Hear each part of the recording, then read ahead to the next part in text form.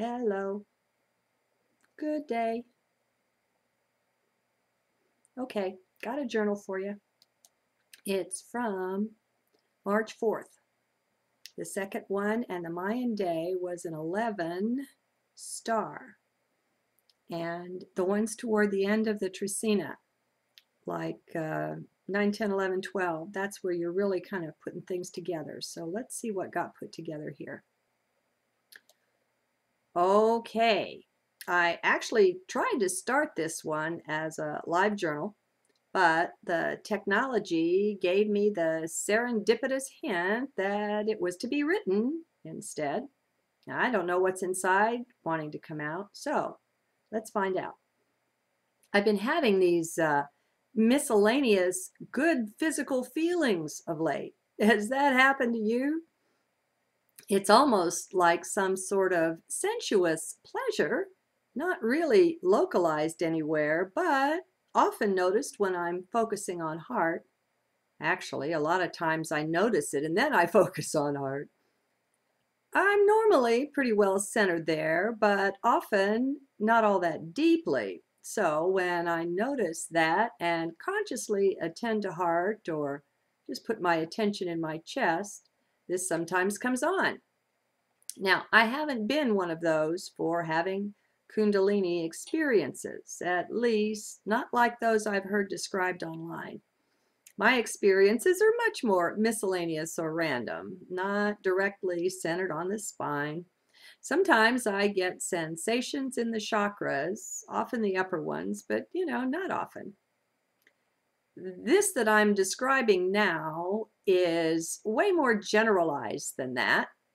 I can't even localize it anywhere in the body, just an overall pleasurable feeling. How's that for strange? I'd say it qualifies. Oh well, I'm watching, I'm observing, that's all. That's all that's needed in my book when I don't understand something. Just watch.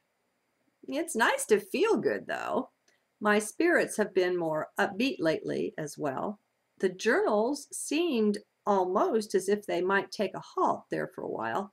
It wouldn't have surprised me anyway. Yet now they're really flowing again, more than before. And friends, if you ever find that I go quiet for a while, let me give you a hint. There are over 1,000 video journals online, not to mention almost that many written ones. I know that most people are still locked into the old paradigm of linear time, but I don't care. That's not valid. In the eternity that is just now, all of those journals are current and have plenty to offer, especially to someone found within heart on the spiritual path. So I'm not concerned, is what I'm saying. I'm not attached to keep writing and uploading these journals, which is funny considering that they occupy the central position in this avatar's life, in this person's life. Oh well, I don't try to understand things. My joy and delight is just riding the wave, staying centered in that, and trusting that it will take me where I can best serve or best be. Hey, this backing off stuff is both fun and useful. Life is so much more enjoyable this way when you're not all attached to it. Listening to the Anita Moorjani NDE story has really reinfused me with the joy that I find in sharing people's authentic near-death experiences, and hers is surely that. If I run across some that I take to be not fraudulent, but falsely created from the other side, I'll share those links. I haven't found any yet, though I did spend about half an hour looking. There are some really elaborate experiences that are manufactured by the dark side, the negative ETs, the old gods, whatever we want to call the imposters of light. And a lot of those that purport to be taken to hell and see demons and stuff, that's some of this. We've got negative energy, but we carry it around with us. we're responsible for creating a portion of the astral plane. When we do think things that don't have high frequency, they can't rise up. And so that astral plane is about as far as they can get. And so, we get to experience some of our own creation there. And that's not hell. That's just us screwing up. All right. What is our assurance that we won't be fooled or tricked like some people are? Well, being in heart is the best assurance I know. It's from there that we're in the most powerful position vis-a-vis the real self and source. I've found my closest connection to that right there inside. So just keep centering. Let it become a faithful habit so that one day you can forget it as it runs on autopilot and you're always in now.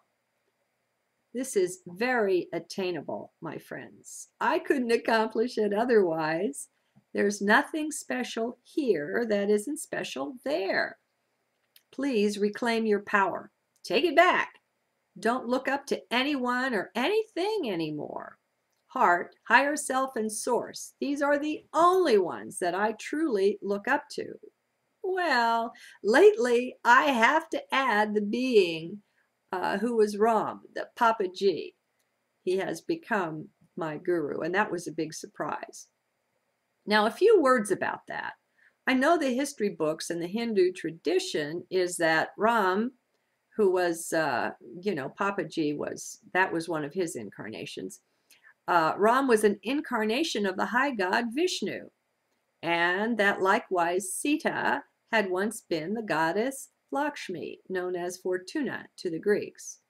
I just want to say that I know nothing of that, either mentally or from my heart. Hey, even history can be wrong, It could or could not be. I don't know. Until it becomes real for me, though, I take it with a very large grain of salt.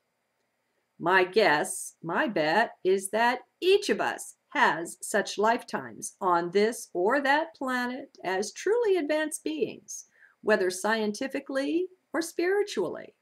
That goes with being divine, don't you think? So don't limit yourself. I recall one meditation I had years ago where when I came back out of it, I realized I had been on another world. How did I realize that? Because as I came back into body-mind awareness and reoriented to Earth, to the here and now, I was shocked at how primitive Earth life really is. I remember being shocked at having to use a mechanical conveyance to get from point A to point B. I don't recall other details as clearly, just that the overall sense of things was that we here were truly primitive compared to where I had been. And let it be known that I could be wrong about that or about anything, okay? I hold my beliefs as lightly as I can. That being said, it seemed to me to be a reincarnation experience, a memory of being back, for time is simultaneous, back in that life. I don't even recall my sex or if those beings had the sexes as we do. Even on Earth, not all species procreate via the male and female. Some are bisexual, although I don't suppose that procreates. And some are able to reproduce themselves by themselves. I forget the word for this. Anyway, best to keep all possibilities open, in my view. What I'm saying here and always is that if this could happen with me, there's no reason it isn't the case with you. Besides, I am you, so it already has happened to you. If it happened to me, it happened to you. Just knowing you have all these other lives can be a help to bring on some of your own memories. I don't go chasing them, by the way. They just come up for me. I trust my now and source to bring the perfect things my way always. This is so very bizarre, don't you know? Here we are, basically, God's in the flesh, but with our ability to remember and reconnect with it, not in the very best shape. It's kind of funny. It will be a lot funnier, of course, once we're all put back together, for an awkward way to say it. Okay, the sun is moving towards the western horizon, so I'll have to cut this off. It's a very special time of day for me, the time of the setting sun. My joy is to simply sit and sun gaze, being empty and in heart. And it's always different. One doesn't know what will come up in awareness or what will happen. This is often the time I find very beautiful and deep, intensely felt prayers flowing through me for all life, via this part of it or that. As I said, one never knows. A bumblebee or a horse or a tree or a planet. Who knows? It may be the sun who taught me to expand my prayers out to all beings similar or similarly situated. I don't recall. No. Actually, I picked up that while pursuing a New Age religion called Church Universal and Triumphant, or the Summit Lighthouse, years ago. I was faithful to it for over 20 years, but like all religions, I find it lacking today. Left it a while back. Let us stand on our own feet. They're in heart, my friends. We don't need anyone leading us spiritually until we can anchor firmly within and wake up. Why do I say this? I feel it's a danger at the end of this age to be elevating anyone or anything above one's own inner or higher self and God or source. For me, they are it. Thus, if I take on a guru, which I have, I still have my priorities straight. And by the way, it still shocks me that I did that. I never planned to. Being open is really great. So, can you pull your allegiance out of everything like that? Have you tried? Who or what are those things you have placed your faith and trust in? Now, consider your true nature, that you are divine. Do you really have any business looking up to anything but Source or Prime Creator? If we can do this by letting that thing we admire be a stand-in for Source, then it can work. Then we are really worshiping Source through that, which is perhaps appropriate or at least okay or even really wonderful. Now, this is my way. You be sure to do things your way. Good day.